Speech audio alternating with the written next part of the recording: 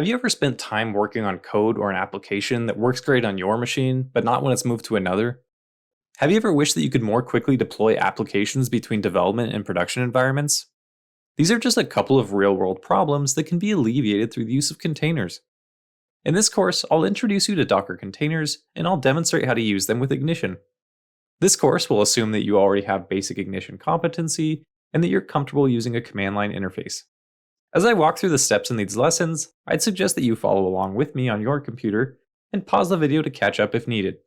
This first topic will introduce containers, and I'll walk you through the commands needed to create and manage them, and introduce you to a tool that allows us to easily create multi-container applications. The next topic will apply that knowledge, and we'll learn more as we build out a development environment with multiple containers. The final topic will provide self-contained how-to lessons and subjects that may require extra attention.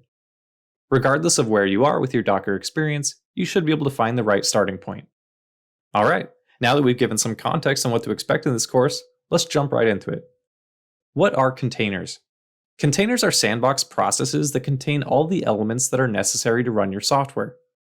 There are multiple softwares out there that create and manage these containers on your machine, such as Docker, which I'll be using throughout this course.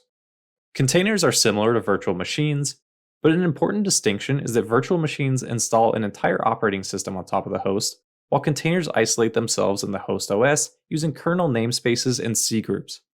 What this means is that containers only contain what is needed to run your application, so they're lightweight and deployment is much quicker. Also, since they're self-contained, the differences between each developer's host are no longer important. This isn't to say that VMs don't have their uses, and you should abandon them in favor of containers.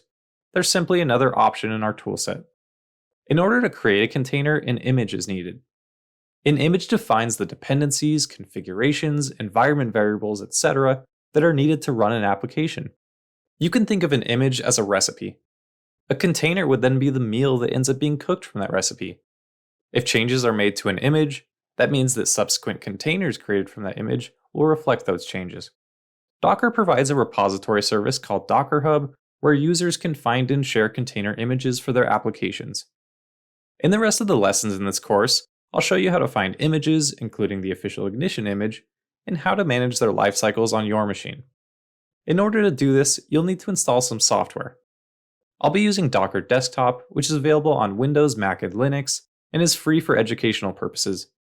Docker Desktop contains the Docker engine, which allows us to use the command line interface to manage our containers, but it's also bundled with some extra tools, including Docker Compose, which we'll also be using in this course.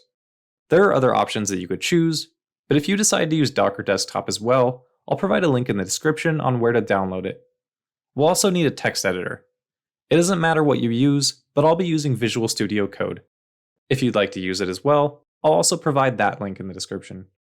Now that we have an idea of what containers are and why we might want to use them, I'm sure you can barely contain your excitement.